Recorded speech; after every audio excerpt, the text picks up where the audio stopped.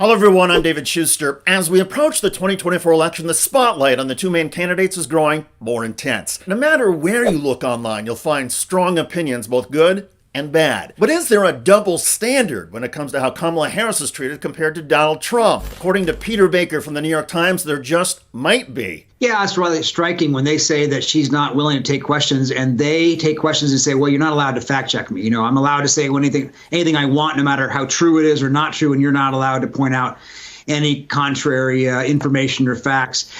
You're right about that. I mean, I think that he is mainly stuck to friendly interviews, of course, himself. Conservative media, friendly media, not just friendly media, people who are openly on his side, who are participating in the campaign in some way or another. So Donald Trump is talking to people helping his campaign and to friendly media. And let's be clear, this is a very cautious approach. Donald Trump has refused to participate in any additional debates, perhaps to avoid the self-inflicted damage that Trump might cause. He also recently canceled a primetime interview with 60 Minutes, citing various reasons, including complaints about fact-checking and demanding an apology for his 2020 interview. But even with this more conservative media strategy, Donald Trump has not held back from spreading outright falsehoods on the campaign trail, something we've become all too familiar with since his rise in U.S. politics. But you're right to say that he, is called out on telling things that are not true, that are lies, that are false information, and doesn't seem to actually be moving the needle. We did a fact check on him a couple of weeks back where we looked at a typical Trump rally.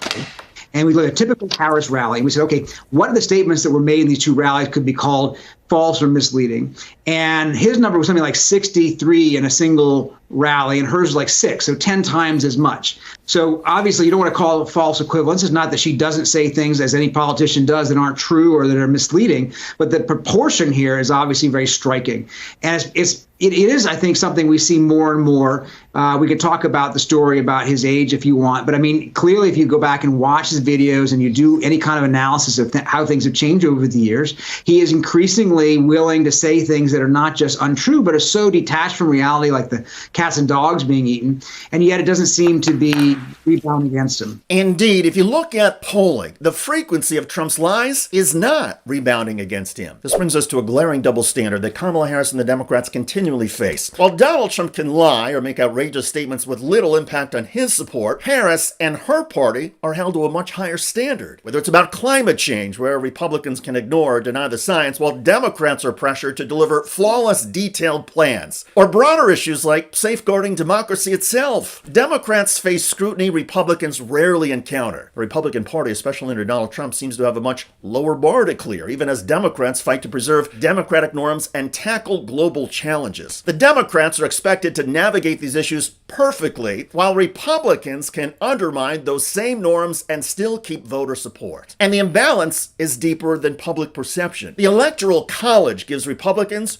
a real advantage, allowing them to win the presidency even if they lose the popular vote, something we've seen repeatedly. One of the most striking aspects of the current political landscape is how the GOP has effectively decided to pretend that the January 6th insurrection never happened. This was not just a moment in history, it was an unprecedented attack on the very heart of our democracy. Yet for many Republican leaders, it's as if that day has been erased from the national narrative. Instead of acknowledging the violence and chaos that erupted as rioters stormed the Capitol seeking to overturn the results of a free and fair election, many in the GOP have chosen to downplay or even justify the events of that day. Some Republicans refer to the rioters as tourists, attempting to paint a picture of innocence that starkly contrasts with the reality of the violent mob that sought to disrupt the certification of electoral votes. This denial is not just a matter of historical revisionism, it has real consequences by dismissing the severity of January 6th. The GOP is sending a message that they are willing to tolerate violence in pursuit of political goals. They've opted for a narrative that casts the insurrection in a sympathetic light, while those who defended democracy, like Mike Pence, are often painted as the villains.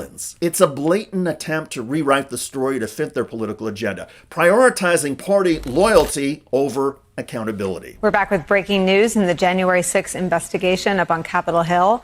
Phil Waldron has been subpoenaed by the Select Committee. He is that retired U.S. Army colonel connected to the 38-page PowerPoint that contained a blueprint for overturning the 2020 election, the one that was sent to Mark Meadows, that Mark Meadows later turned over to the January 6th committee. In a letter announcing the subpoena, committee chairman Benny Thompson writes this, quote, Mr. Waldron reportedly played a role in promoting claims of election fraud and circulating potential strategies for challenging the results of the 2020 election.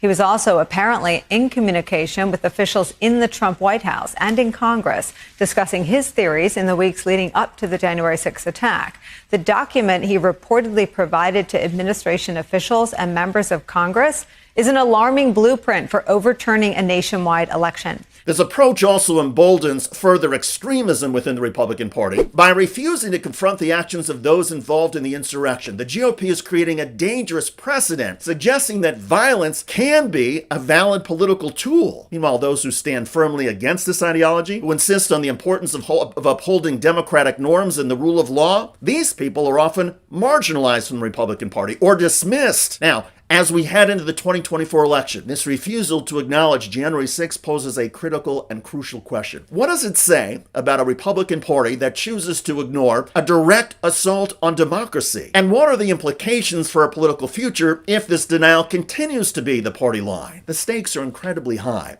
and the willingness of the GOP to pretend this insurrection never happened could very well shape the trajectory of our democracy for years to come. And this year, the seeds of an insurrection to block democracy are already being planted. Over the past few weeks, Republicans have been promoting polls and claims that Donald Trump has gained ground and is now leading Kamala Harris in every battleground state. All of these polls have been done by new polling organizations and groups with ties to Donald Trump. In other words, they are biased in favor of Donald Trump. And experts say the polling methodology in these numbers is flawed. It is skewed. The polling samples are not statistically significant. The data is unreliable. But MAGA World and its conservative media cheerleaders are conditioning the American people to think that Donald Trump is going to win the election, perhaps by an electoral college landslide. And when that doesn't happen, these same MAGA folks are going to say, well, the election must have been fraudulent. After all, the polls had Donald Trump winning. The Democrats must have cheated, they will say. Donald Trump is going to say it,